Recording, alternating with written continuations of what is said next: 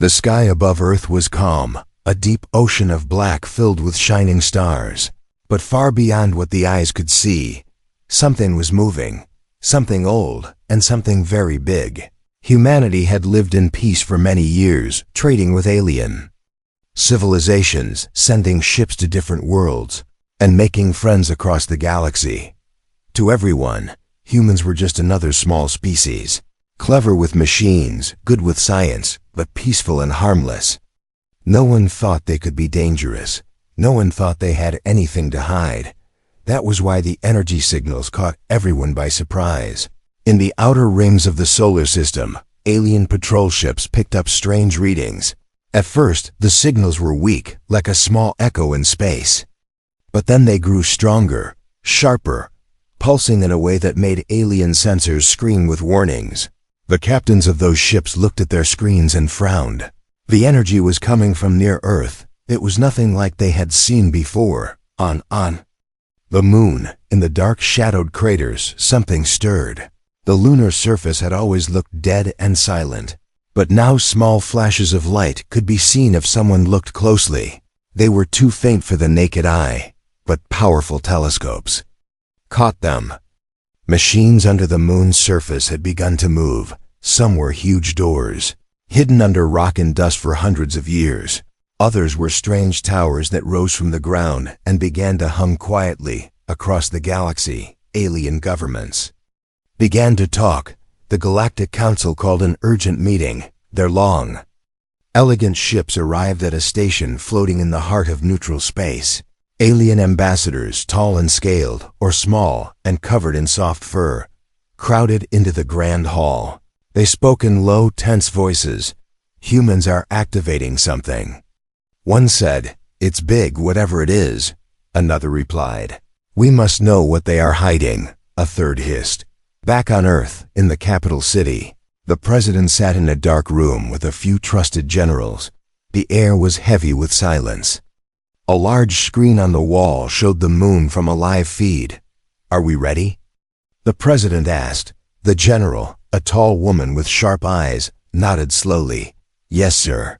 The systems are waking up." The president's lips curled into the smallest smile. "It's time, reveal them." Far above the planet, the moon began to change. In one of the largest craters, the ground split open, revealing a black line that widened with a deep rumbling sound. Dust rose into the thin lunar air as two massive doors slowly moved apart. They were larger than any human city, made of metal so dark it swallowed the sunlight. Inside, shadows moved, shapes too big to be natural. The alien patrol ships, watching from afar, sent frantic messages to their leaders. "Something is opening. We see movement," one report said. "Size unknown, but enormous," another added. Soon the first outline appeared. A sharp, triangular hull slid forward, followed by two vast wings bristling with strange weapons. The surface of the ship glowed faintly, lines of light running along its armor like veins. More shapes followed, each one different, each one huge. They did not look like the soft, sleek trade ships humans usually flew.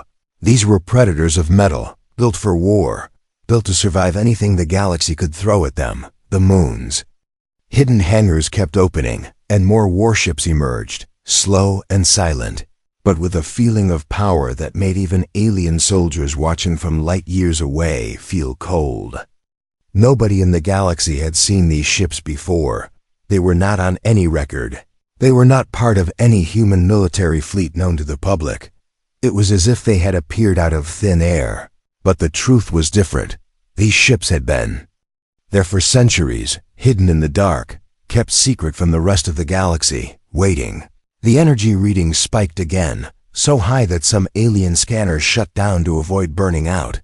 Rumors spread like wildfire. Humans lied to us. They said they had no warships. If they have been hiding this, what else are they hiding? In alien markets and spaceports, people whispered nervously, wondering if a new war was about to begin. Back on the moon, the first ship turned slowly. Facing the black of space, its engines lit up, casting a deep blue glow that spilled across the crater walls. Inside its command deck, lights flickered on, and voices spoke in calm, precise tones. Systems online, weapons at standby, awaiting orders. The President of Earth watched from the command center. Surrounded by a few leaders and scientists who had known the truth for many years, none of them looked surprised, but all of them knew the weight of the moment.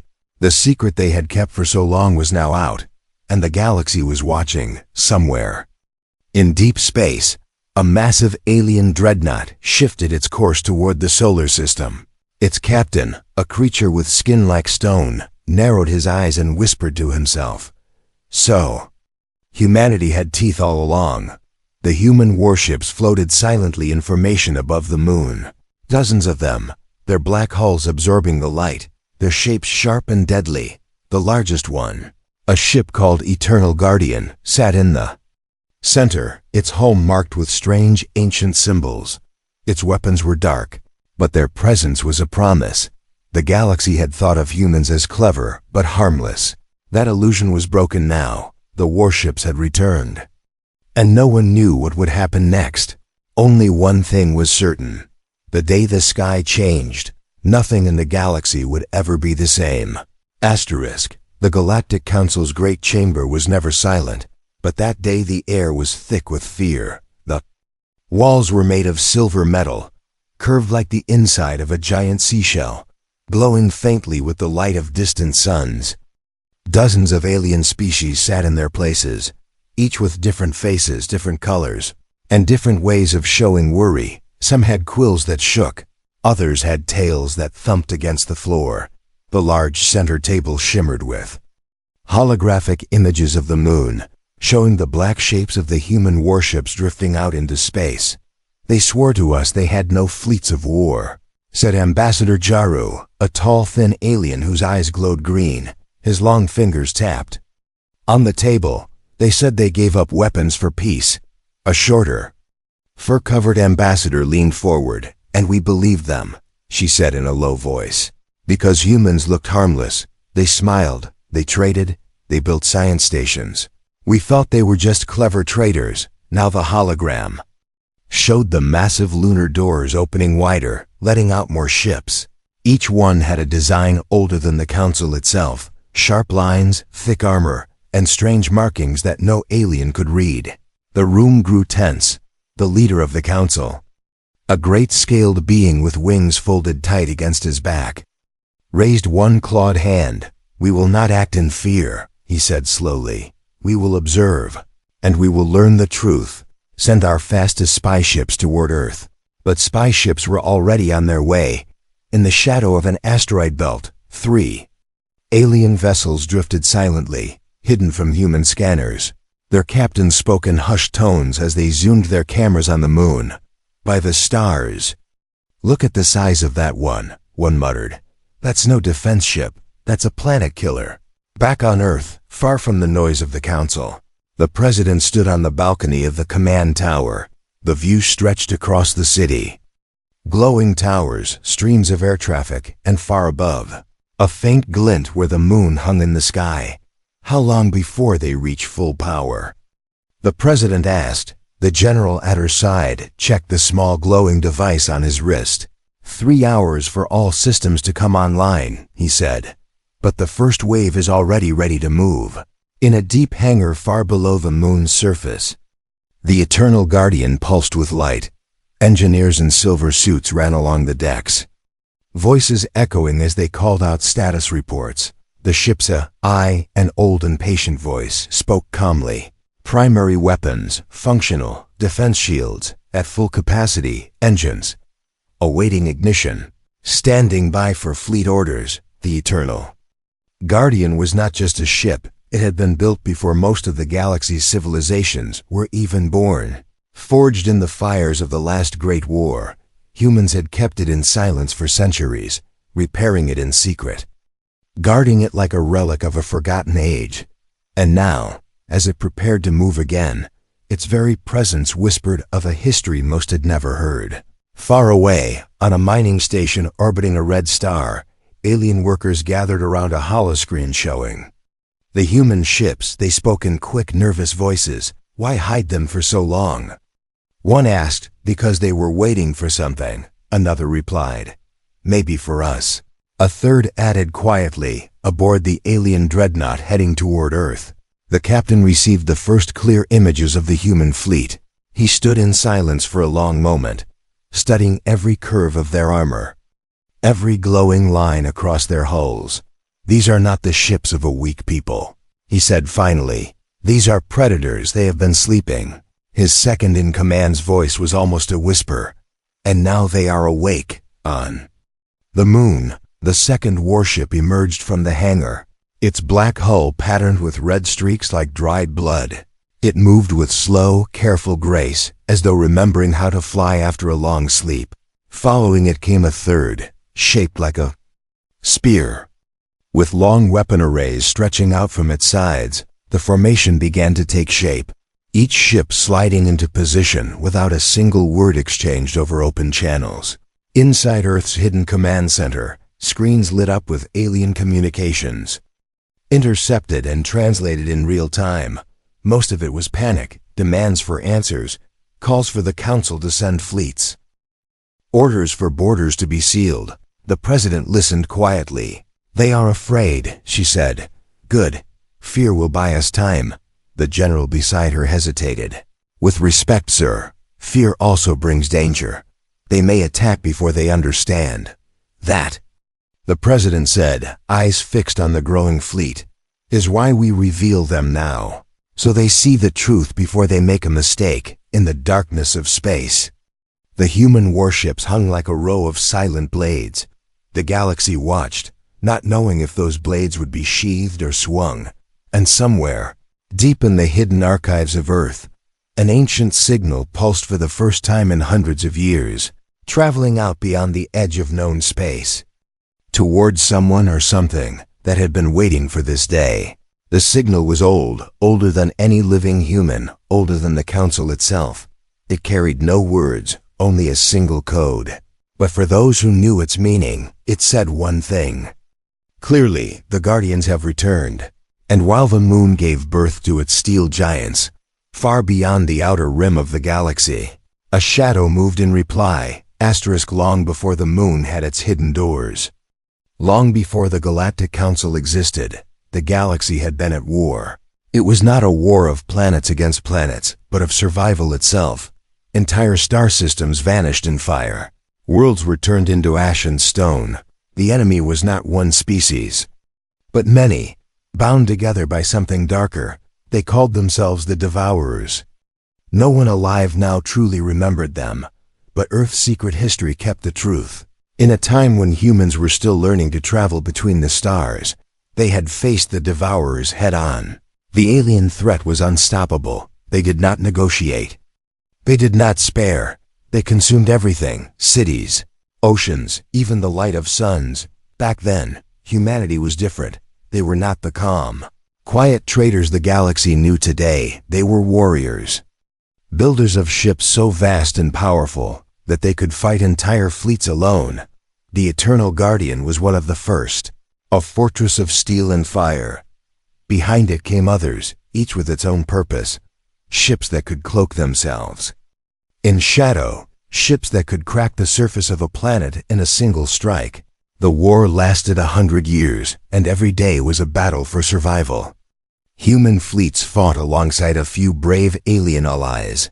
But as the years passed, it became clear that most civilizations would not survive. One by one, planets fell. And then, something strange happened. Humanity began to win. They were clever.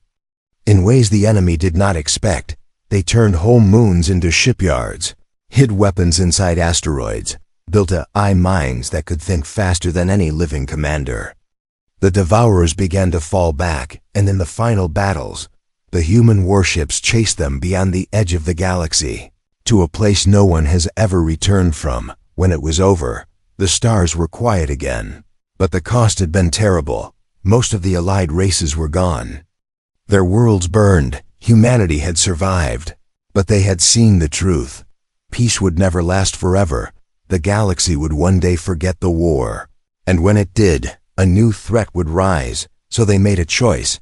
The great warships were not dismantled.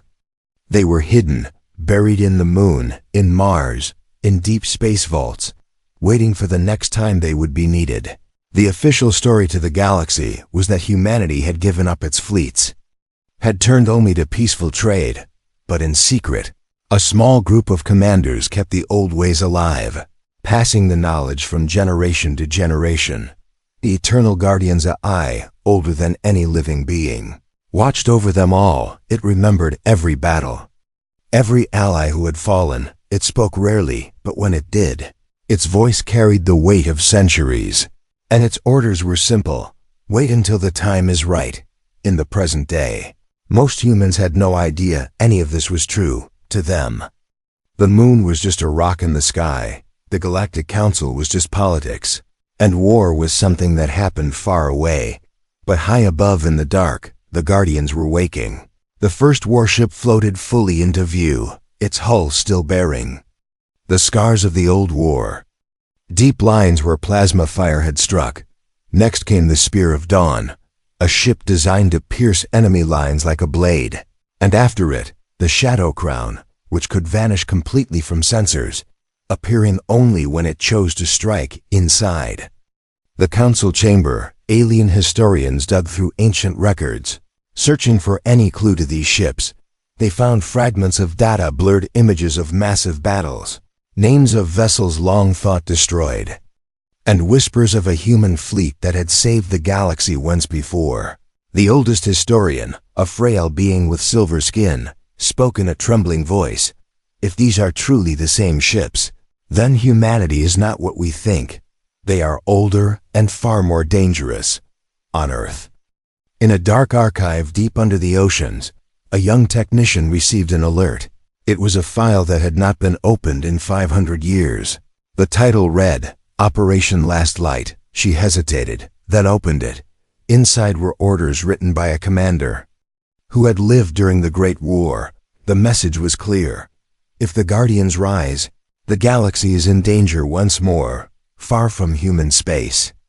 Beyond the outer rim, a shadow stirred. It was not the Devourers, at least, not as they had been, but something new, something that had waited for centuries, watching for the right moment to return. Now, seeing the human warships awake, it began to move. The humans did not know yet, but their awakening had been felt across the stars, and somewhere in the cold darkness, a voice like a whisper in the void spoke. They have remembered who they are. And as the moon's fleet took formation, as the galaxy's eyes turned in shock and fear, the long-forgotten war began to stir again. It was only a matter of time before the first shot was fired. The moon was no longer silent, deep under its surface, in chambers older than any living person, giant engines hummed to life. Their sound was deep, like the slow heartbeat of some sleeping giant. Metal floors shook as ancient machines, untouched for centuries, began to move again. The Eternal Guardian floated in the crater, its black hull swallowing the sunlight around it. Smaller craft darted like silver insects, carrying engineers, supplies, and weapons. The airless void made no sound, but anyone watching could almost feel the noise, the thrum of reactors, the hiss of systems coming online. Inside the command deck, the ship's HFY opened its glowing eyes for the first time in hundreds of years.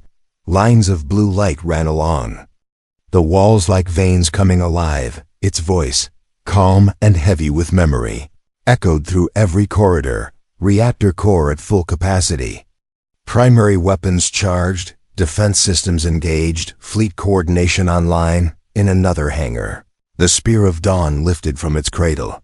Dust that had settled for generations drifted away into nothing. Its sharp, spear-like nose pointed toward the stars. Rows of missile bays slid open, then closed again. Like a predator showing its teeth, on its bridge, lights flickered on one by one, and shadowed figures moved into position at their stations. The Shadow Crown was the most unsettling. It did not emerge slowly like the others. One moment it was there, the next it was gone. Sensors struggled to track it. Its hull bent light around itself until it seemed like part of the void. Inside, its crew operated in silence. No unnecessary words, every movement efficient. They were ghosts of war, returning to life from Earth's surface. The moon now looked strange through powerful telescopes. Lines of light crisscrossed its dark side. Ships the size of mountains glided out into space and formed ranks. Civilians stared at the broadcast with wide eyes. Some cheered, others whispered. In fear, and in alien markets across the galaxy, screens replayed the same images again and again, the black fleet of humanity rising from the shadows. In the council chamber, the tension was thick. Reports came in from spy ships. Each one described the same thing. More vessels leaving the moon. More weapons detected. More energy readings than any known fleet. One alien commander slammed his clawed hand on the table. This is not a defensive force. This is an armada. The council leader tried to keep order, but even his voice trembled. If these ships are as old as the records suggest, then they may carry weapons none of us have ever faced. The room fell silent at that. No one wanted to imagine what those weapons could do. On the moon, inside the Eternal Guardian, crews moved quickly but without panic. These were not new recruits.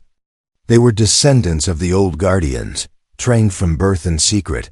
Their uniforms bore no nation's flag, only a silver symbol, a circle with 3 sharp lines, the mark of the Watchers. A voice came over the fleet's private channel. It was the Admiral, her tone steady. This is Admiral Kalen. All vessels report status. One by one, the ships replied, their captains calm and precise. Guardian, online. Spear of Dawn, online. Shadow Crown, online. Iron Vow, online. Dozens of voices, all united, all ready. Far beyond human space, in the dark of the outer rim, something listened. The awakening of the fleet had not gone unnoticed. In the black between galaxies, a ship unlike any other stirred. Its hull was alive, its surface shifting like flowing metal, deep inside. Creatures with eyes like burning coals watched the human fleet signal and spoke in a language like grinding stone. The words were simple. They remember. Back at the moon, the final hangar doors opened, and the largest warship emerged. It dwarfed even the Eternal Guardian. Its surface was scarred with ancient battle damage, but it moved with slow, unstoppable grace. Old markings glowed faintly on its hull. Symbols from a time before the Council. Its name was Leviathan's Wrath, and it had not been seen in over 1,000 years. When it joined the formation, the fleet seemed complete. The ships aligned in perfect order, their dark silhouettes sharp. Against the stars, every vessel powered its main drives, sending ripples of blue-white light across the void. It was a silent announcement to the galaxy. Humanity was ready. Earth's president watched from the command center, her eyes fixed on the display. The fleet is in position, the general reported. They await your word, the president gave a single nod. Begin Phase 2. And then, for the first time, the human warships moved. Their formation shifted, opening channels of space between them. Smaller escort craft slipped into those gaps, forming a living wall of steel and energy. The entire fleet turned as one, facing outward, not toward Earth, but toward the galaxy, toward whatever might come on alien worlds. Children were pulled inside by their parents. Traders closed their stalls early. Military leaders sent urgent orders to their fleets. The galaxy could feel it. A storm was coming. The moon, once just a quiet companion to Earth, had become a fortress, and its titans, once silent for centuries, now waited for the next move. The only question left was who would make that move first, far away, in the black beyond mapped space. The answer was already forming. The galaxy did not wait long to answer. From the eastern spiral arm, a fleet appeared, huge. Crimson warships belonging to the Dravari Empire. They were one of the most feared powers in the known stars, ruled by a species that believed only in strength. And for centuries, they had seen humans as weak. Now, seeing the moon's fleet awake, they decided to test them. The Dravari ships cut across neutral space like a wave of red steel, ignoring warnings from the Galactic Council. Civilizations along their path sent distress calls, but no one dared stop them. The Dravari commander, Lord Vethrak, stood at the center of his flagship's bridge, a tall figure with armor fused into his skin. His eyes glowed yellow as he stared at the hollow image of the human fleet. They hide their teeth for centuries, and now they bare them, he said in a low growl. We will see if those teeth are sharp. Prepare the fleet for engagement on the moon. Alarms sounded in the command center. A young officer turned from his console. Incoming transmission from the Dravari Empire. They demand to speak with our leader. The president nodded calmly. Put them through. The screen lit up with the face of Lord Vethrak. His voice was deep and mocking. Humans, you pretend at power, but we know the truth. You are a young race that hides behind words and treaties. Now you show us your ships, but can you use them? The president's reply was short. Test us, she said, her voice steady. That was all. The line went dead. The Dravari fleet entered the edge of the solar system with weapons hot. Their ships were monstrous, shaped like blades, their armor glowing with red light. Inside the Eternal Guardian, Admiral Kalen stood at the center of the bridge. Her eyes never left the tactical display. All ships, hold position, do not fire unless ordered. The Dravari closed the distance, their formation tight. Every step of their approach was deliberate, meant to intimidate on alien worlds across the galaxy. People watched the live feed. Two fleets facing each other in the cold void. A single spark away from war. On the Dravari flagship, Lord Vethrak gave the order, send the probe. A small craft shot forward, carrying the high-energy scanning beam meant to strip away the human stealth fields. It approached the Eternal Guardian, but before it could fire, it simply vanished. The Dravari bridge erupted in shouts. Probe destroyed. An officer reported. We didn't even see the shot. Lord Vethrak's face darkened. Good, he growled. I like prey that runs. He turned to his gunnery chief. Fire on the lead vessel. In the human fleet, the warning lights flashed. A crimson beam shot through space toward the Eternal Guardian. It hit, but the shields flared and absorbed it completely. No damage, no breach. The Admiral gave her first order. Guardian, return one shot, no more. The Eternal Guardian's forward cannon lit up with blue-white fire. The shot was not fast. It was deliberate, heavy. A spear of light that crossed the void and struck the Dravari cruiser dead center. The ship didn't explode. It simply split in half. Gasps echoed in viewing halls across the galaxy. On the Dravari flagship, silence filled the bridge. The humans had not fired wildly. They had sent a message. Lord Vethrak's claws dug into the arm of his chair. They want us afraid, he said. We will give them war instead. He ordered the full fleet to attack. Red beams and missiles streaked toward the human ships. The human fleet moved as one. Each vessel slid into perfect formation. Shielding one another, the Spear of Dawn broke forward, slicing through enemy lines with speed no one expected from such a massive ship. The Shadow Crown appeared behind a Dravari destroyer and tore it apart before vanishing again. The battle became a dance, human ships striking with precision, never wasting a shot, never breaking their lines. The Dravari were fierce, but they were used to crushing weaker fleets. They were not prepared for an enemy that fought like this. Within minutes, the space between them was littered with drifting wrecks. The Dravari flagship was surrounded. Human warships locked weapons on it. The Admiral's voice came through the channel, calm and cold. Stand down, or be destroyed. Lord Vethrak stared at the tactical screen. His fleet was in ruins, his pride burned, but he knew what would happen if he refused. Slowly, he gave the order to retreat. The galaxy watched as the Dravari ships limped away. Their message was clear. Humanity was not prey, back on Earth. The President addressed the Council via broadcast. We seek no war, but we will never again hide who we are. If the galaxy wishes peace, it will have it. But if it seeks to harm us, it will find the Guardians waiting, far away, in the black. reaches beyond the Council's maps. A different kind of signal was sent, not by the Dravari, not by humans, but by something older, something that had waited in the dark for centuries. The awakening of the human fleet was not the end, it was the beginning. And the shadows were moving closer, the battle with the Dravari was over. But the void was not quiet. Pieces of broken ships drifted slowly, spinning in the cold light of the sun. The human fleet held position, dark and sharp against the black sky.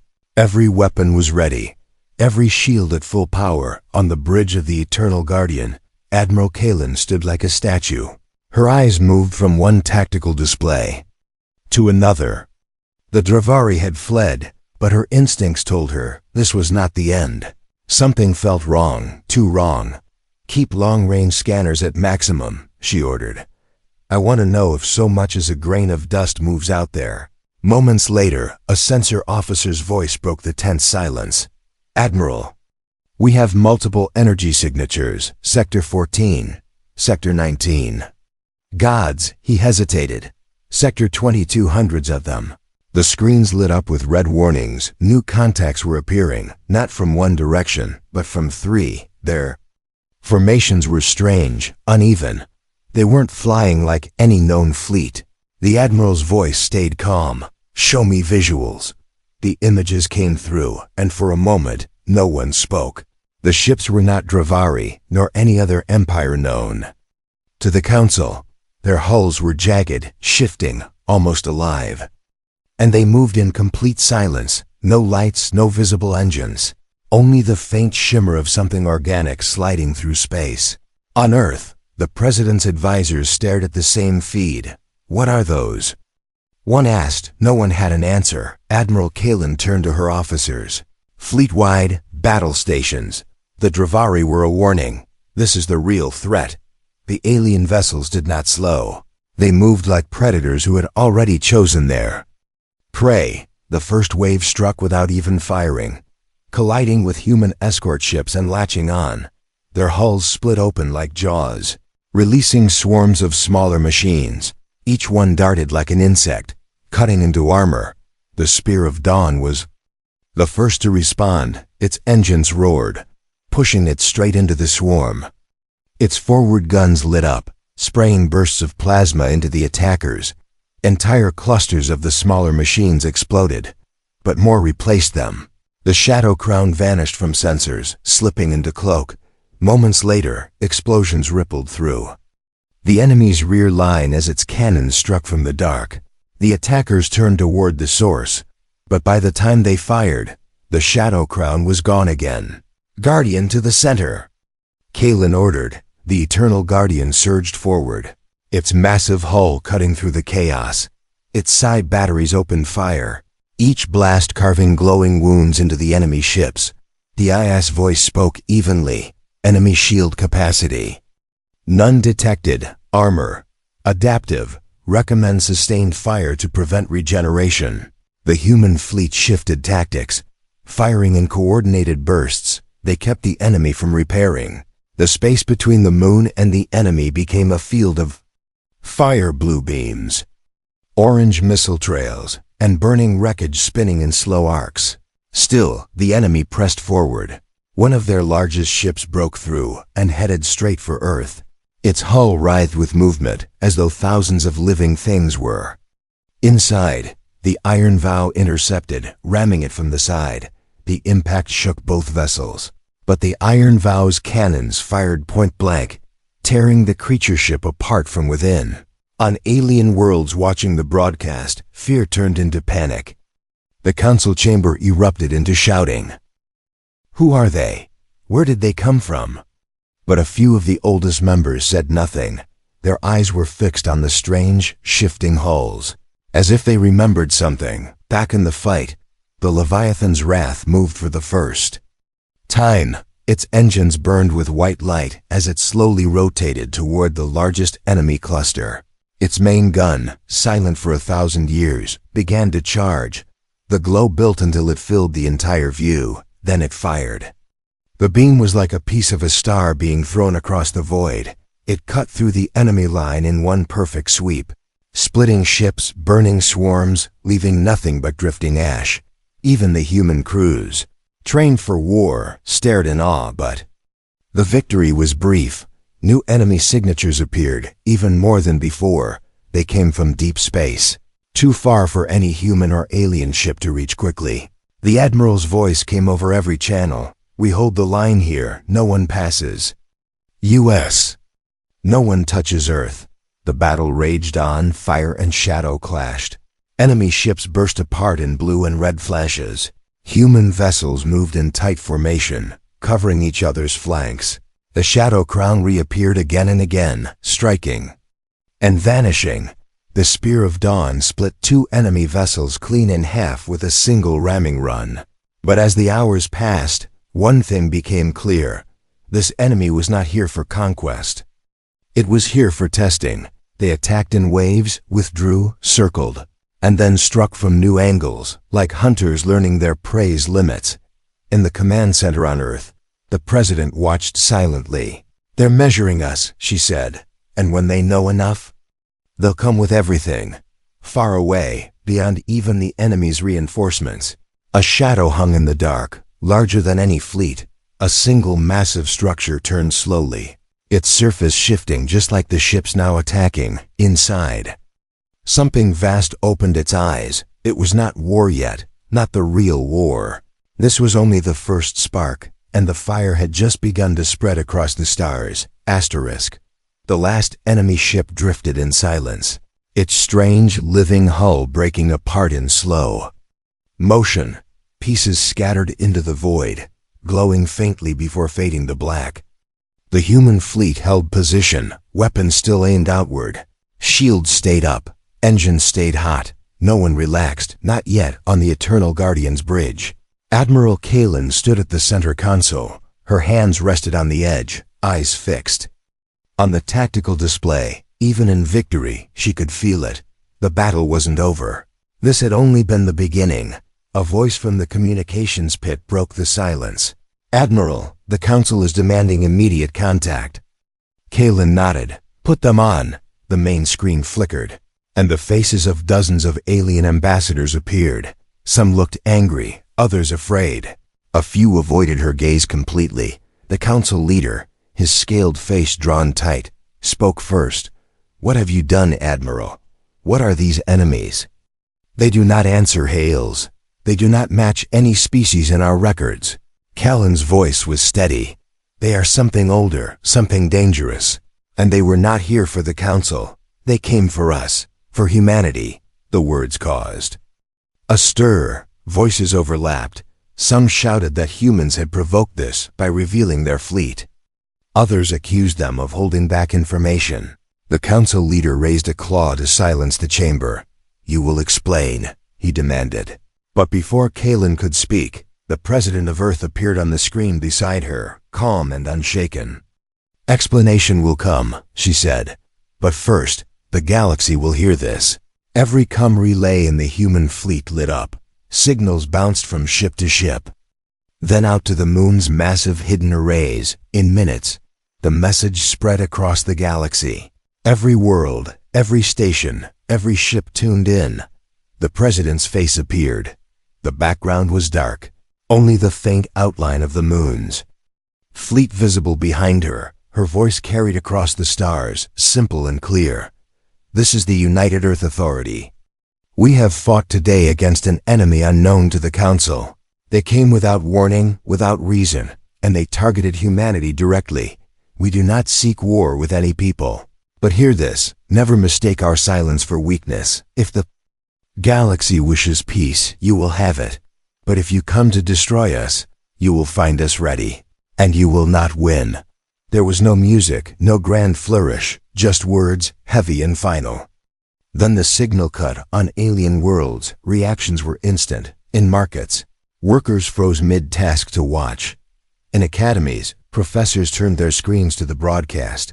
In military barracks, soldiers stood in silence. Some felt reassured, others felt a cold dread. In the Council chamber, silence stretched after the message ended. Finally, the leader spoke, his voice low. You have just told the galaxy that humanity is a power to fear.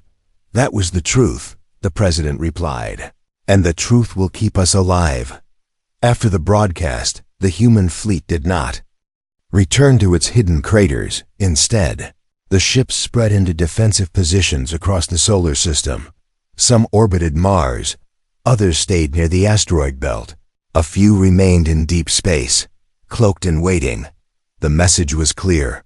The Guardians would not sleep again so soon. But the enemy had heard the message too, far beyond mapped space. In the dark region from which the strange ships had come, the giant living structure turned slowly. Inside it, thousands of glowing eyes opened. They had no fear of human words. But they did have interest. The broadcast told them something important. Humanity was not only alive, it was prepared. In the Shadow Crown's hidden chamber, Kaylin stood with her senior officers. The AI projected a faint hologram of the enemy. Ships, analysis complete, it said. Their designs match no known patterns. But energy traces in their hulls match records from the War of the Devourers. The room went still. The War of the Devourers was legend, a nightmare from long before the Council's time. Only fragments of data survived, and yet here was proof. Callan's voice was quiet. So the ghosts from that war have returned. She looked to her officers. We need more than defense. We need to find where they came from. The AI's voice was calm, but its words carried weight. Caution advised, Admiral. If these are the same enemy, their fleets are without number, and their masters are older than any known empire. In the depths of the moon's vaults, where even the fleet's crews were not allowed. Machines stirred, old files unlocked, old coordinates lit up on hidden maps. Humanity had been keeping more than just ships in the dark. They had kept knowledge, dangerous knowledge, on a distant observation station. A lone alien scientist replayed the president's broadcast over and over. He noticed something strange. In the final seconds of the transmission, behind the president's shoulder, one of the human ships flickered, a symbol glowing briefly on its hull. It was not human writing. It matched symbols found on ruins. Deep in the galactic core, ruins that no one dared explore. The scientist leaned closer, whispering to himself, "What have they awakened?" And somewhere far away, in the black between galaxies, the enemy whispered back, not in sound, but in thought, a single cold promise. Soon. The battlefields of space were quiet now. The wreckage of enemy ships drifted slowly through the void, catching light from the distant sun like frozen sparks. The human fleet held its positions for hours after the last contact disappeared. Scanning every shadow, every signal, every captain knew the same thing. An enemy like this never truly retreated, it only waited. In the command center of the Eternal Guardian, Admiral Kaylin stood in silence.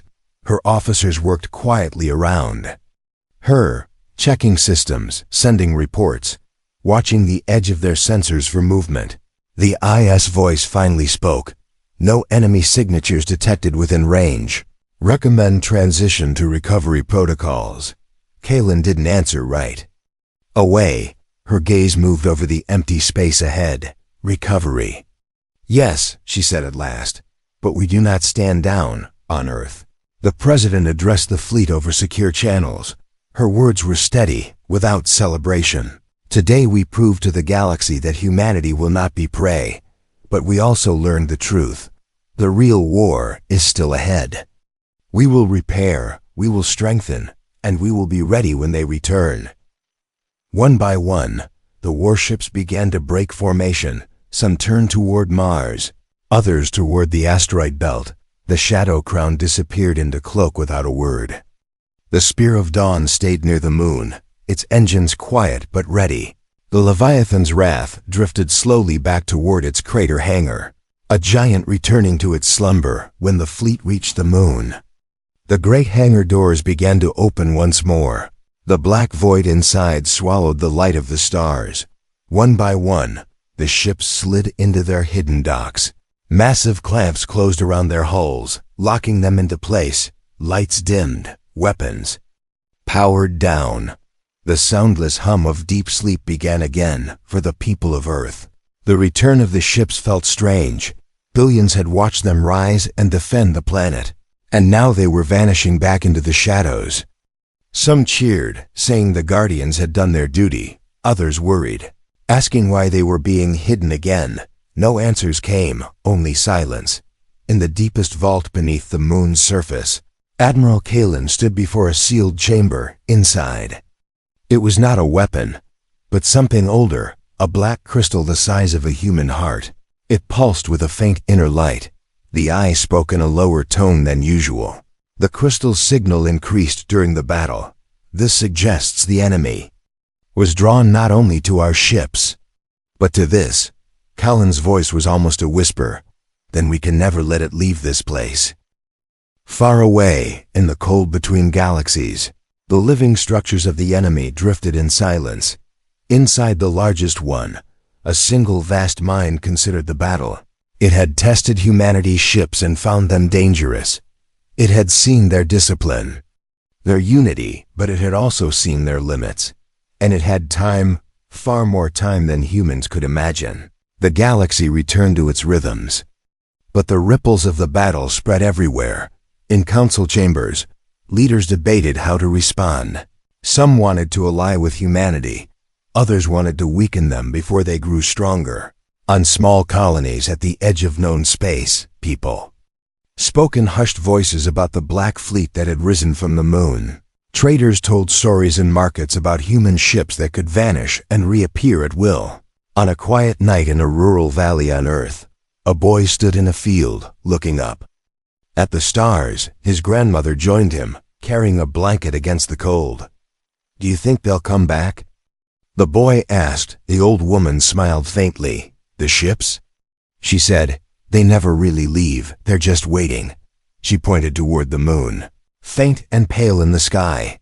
"And one day when the time comes, they'll wake again. Back." Inside the moon's vaults, the eye lowered its voice to the Admiral. Enemy long-range movements detected. "How far?" Kalen asked. "Far enough for years," the AI said, "but close enough that they are coming." Kalen looked at the massive doors sealing the fleet in. "Then we will be here when they arrive." In the distance, far beyond human eyes, the enemy's shadow passed silently between two stars, drifting toward the Milky Way like a dark tide. And in the quiet, both sides, human and alien, prepared for the day when silence would end.